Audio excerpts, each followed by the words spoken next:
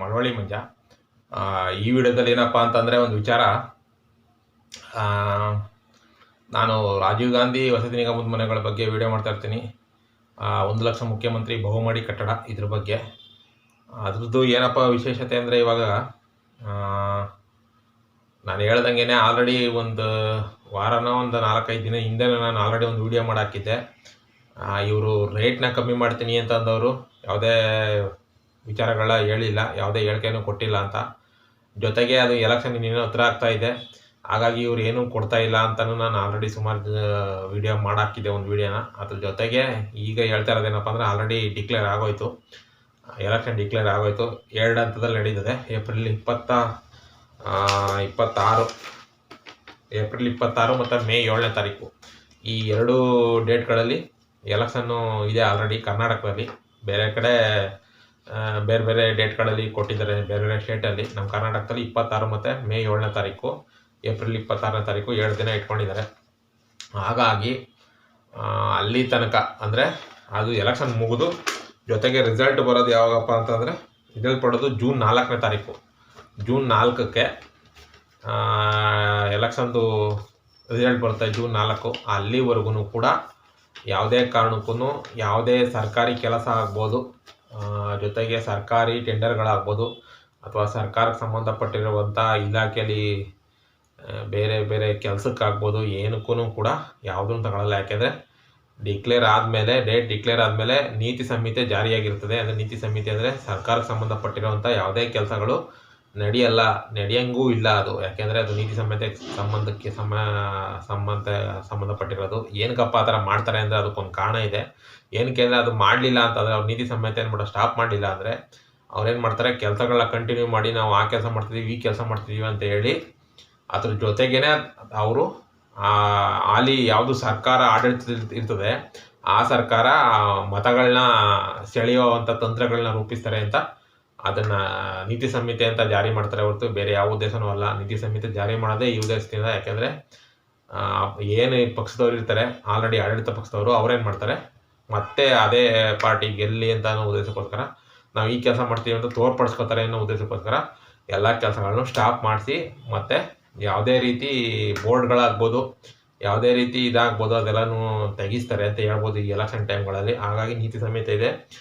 ಇನ್ನೊಂದು ವಿಚಾರ ಏನಪ್ಪ ಅಂದರೆ, ನಾನು ಮನೆಗಳ ಬಗ್ಗೆ ಹೇಳೋದಾದರೆ, ಮನೆಗಳು ಅಷ್ಟೇ ರಿಜಿಸ್ಟ್ರೇಷನ್ ಕರೆದು ಜೊತೆಗೆ ಇವರು ಹೋಗಿ ಇದ್ರ ಹತ್ರ ಸಚಿವರ ಹತ್ರ ಸಚಿವರ ಮನೆ ಜಮೀರ್ ಅಹಮದ್ ಅವ್ರ ಮನೆ ಹತ್ರ ಹೋಗಿ ಇವರು ಧರಣಿನೂ ಕೂತ್ಕೊಂಡು ಅವರು ಬಂದು ಹೇಳಿ ನಾನು ಕಮ್ಮಿ ಮಾಡಿಸ್ತೀನಿ ಅಂತ ಹೇಳಿ, ಜೊತೆಗೆ DK ಶಿವಕುಮಾರ್ ಕೂಡ ಸಾಥ್ ಕೊಟ್ಟು ಎಲ್ಲ ಹೇಳಿದ್ರು. ಜೊತೆಗೆ ಅವ್ರೇನು ಮಾತಾಡಲಿಲ್ಲ. ಆಮೇಲೆ ಅದು ಏನಕ್ಕಪ್ಪ ಅಂತಂದರೆ, ಈಗ ಆಲ್ರೆಡಿ ಎಲೆಕ್ಷನ್ ಡಿಕ್ಲೇರ್ ಆಗಿರೋದ್ರಿಂದ ಅದನ್ನೇನು ಈಗ ತೀರ್ಮಾನ ತಗೊಳ್ಳೋದು ಬೇಡ ಅಂತ ಸದ್ಯಕ್ಕೆ ಅವರು ಪೆಂಡಿಂಗ್ ಇಟ್ಟಿದ್ದಾರೆ. ಅದೇ ಅಲ್ಲ, ಪ್ರತಿಯೊಂದು ಕೆಲಸನೂ ಸರ್ಕಾರಕ್ಕೆ ಸಂಬಂಧಪಟ್ಟ ಕೆಲಸನೂ ಯಾವುದೂ ಕೂಡ ನಡೆಯಲ್ಲ. ಜೂನ್ 4ಕ್ಕೆ ರಿಸಲ್ಟ್ ಇರೋದು, ಅಲ್ಲಿವರೆಗೂ ಯಾವುದೇ ರೀತಿಯ ಅಪ್ ಟು ಡೇಟ್ ಬರಲ್ಲ. ಈ ಮನೆಗಳ ಬಗ್ಗೆ ಆಗ್ಬೋದು, ಬೇರೆ ಕೆಲಸಗಳ ಬಗ್ಗೆ ಆಗ್ಬೋದು. ಹಾಗಾಗಿ ಇದೊಂದು ವಿಡಿಯೋ ಮಾಡಾಕೋಣ ಅಂತ ಅಂದ್ಬಿಟ್ಟು ಆಗ್ತಾಯಿದ್ದೀನಿ. ಅಲ್ಲಿವರೆಗೂ ಏನೂ ಮಾಡೋಕ್ಕಾಗಲ್ಲ. ಯಾಕೆಂದರೆ ಎಲೆಕ್ಷನ್ ನೀತಿ ಸಂಹಿತೆ ಇರುತ್ತೆ. ಆ ನೀತಿ ಸಂಹಿತೆ ಮೀರಿ ನಾವು ಏನೂ ಮಾಡೋಕ್ಕಾಗಲ್ಲ, ಅವರು ಏನೂ ಮಾಡೋಕ್ಕಾಗಲ್ಲ, ನಾವೇನು ಮಾಡೋಕ್ಕಾಗಲ್ಲ. ಇಷ್ಟು ವರ್ಷನೇ ವೆಯ್ಟ್ ಮಾಡಿದ್ದೀವಿ, ಇನ್ನು ಸ್ವಲ್ಪ ದಿನ ವೆಯ್ಟ್ ಮಾಡೋಕ್ಕೆ ಏನಾಗಲ್ಲ. ಅಷ್ಟು ದಿನದಿಂದ ಕಾಯ್ಕೊಂಡು ಬಂದಿದ್ದೀವಿ. ಮಾಡ್ತಾರೆ ಎಲೆಕ್ಷನ್ ಆದಮೇಲೆ. ಯಾಕೆಂದರೆ ಇದು ಲೋಕಸಭಾ ಚುನಾವಣೆ ಅಂದರೆ ಸೆಂಟ್ರಲ್ದು ಚುನಾವಣೆ. ಇದು ಸೆಂಟ್ರಲಲ್ಲಿ ಯಾವುದೇ ಪಕ್ಷ ಚೇಂಜ್ ಆದ್ರೂ ಇದು ಸ್ಟೇಟಲ್ಲಿ ಚೇಂಜ್ ಆಗಲ್ಲ. ಸ್ಟೇಟಲ್ಲಿ ಯಾವ ಪಕ್ಷ ಇದೆಯೋ ಅದೇ ಮುಂದುವರಿತದೆ ಅಂತ ಹೇಳ್ಬೋದು. ಬಟ್ ಇವು ಸ್ಟೇಟ್ ಅವ್ರು ಏನು ಮಾಡ್ತಾರೆ ಅಂದರೆ, ಸ್ವಲ್ಪ ಸೆಂಟ್ರಲಲ್ಲೂ ನಮ್ಮದೇ ಪಕ್ಷ ಬರಲಿ ಅನ್ನೋ ಉದ್ದೇಶದಿಂದ ಇವರು ಸ್ವಲ್ಪ ಕೆಲಸ ಮಾಡಿ ಅಂತ ಸೆಂಟ್ರಲ್ಲಿಂದ ಸ್ಟೇಟ್ ಅವ್ರಿಗೆ ಸ್ವಲ್ಪ ಏಳಿಗೆಗಳು ಬರ್ತವೆ. ಹಾಗಾಗಿ ಅವರು ಪಕ್ಷನ ಗೆಲ್ಸೋಕ್ಕೆ ಅಂತ ಸ್ವಲ್ಪ ಸ್ಟೇಟ್ ಅವರು ಸೆಂಟ್ರಲ್ ಅವ್ರಿಗೆ ಬೆಂಬಲ ಕೊಡ್ಬೋದು ಅಷ್ಟೇ. ಅಷ್ಟನ್ನು ಬಿಟ್ಟರೆ ಏನೂ ಮಾಡೋಕ್ಕಾಗಲ್ಲ. ಈಗ ಇದು ಎಲೆಕ್ಷನ್ ಮುಗಿದ ಮೇಲೆ ಅಂದರೆ ಜೂನ್ 4ರ ನಂತರನೇ ಈ ಯಾವುದೇ ಮನೆಗಳ ಬಗ್ಗೆ ಮಾಹಿತಿ ಆದರೂ ಬರೋದು. ಅಲ್ಲಿವರೆಗೂ ಕಾದು ನೋಡಬೇಕಷ್ಟೇ. ಅಷ್ಟು ಬಿಟ್ಟರೆ ಬೇರೆ ಏನು ಕೆಲಸ ಇಲ್ಲ. ಹಾಗಾಗಿ ಇದೊಂದು ವಿಡಿಯೋ ಮಾಡಾಕ್ತಾಯಿದ್ದೀನಿ. ಅಂದರೆ ಕೆಲವರಂತೂ ಹೇಳ್ತಾಯಿದ್ರು, ಅದು ಯಾವಾಗಾಗುತ್ತೆ ದುಡ್ಡು ಅಂದರೆ, ಸುಮಾರು ಜನಕ್ಕೆ ಆಲ್ರೆಡಿ ಮೆಸೇಜು ಬಂದಿದೆ ಅಂತೆ. ನನಗೂ ಬೆಳಗ್ಗೆ ತನಕ ಅವರು ಮೆಸೇಜ್ ಮಾಡಿದರು.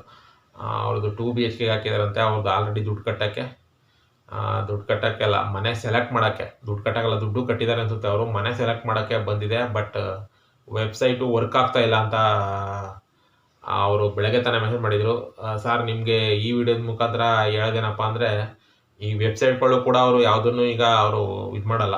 ನೀವು ಆಯ್ಕೆ ಮಾಡ್ಕೋಬೇಕು ಅಂತಂದ್ರೆ ನೀನು ಎಲೆಕ್ಷನ್ ಆದಮೇಲೆ ಆಯ್ಕೆ ಮಾಡ್ಕೋಬೇಕು. ಯಾಕೆಂದರೆ ನೀವು ಅಮೌಂಟ್ ಕಟ್ಟಿರ್ಬೋದು, ಕಟ್ಟಿಲ್ಲ ಅಂತಲ್ಲ, ಬಟ್ ನೀತಿ ಸಂಹಿತೆ ಜಾರಿ ಆದಮೇಲೆ ಎಲೆಕ್ಷನ್ದು ಇರೋದ್ರಿಂದ ಯಾವುದೇ ಕಾರಣಕ್ಕೂ ಆನ್ಲೈನಲ್ಲೂ ಕೂಡ ನೀವು ಅನ್ಕೋಬೋದು, ಸರ್ ಹೊರಗಡೆ ತಾನೇ ಅದೆಲ್ಲ ಇದಾಗೋದು, ಒಳಗಡೆ ಎಲ್ಲ ಆನ್ಲೈನಲ್ಲಿಗೆಲ್ಲ ಏನಕ್ಕೆ ಅಂತ.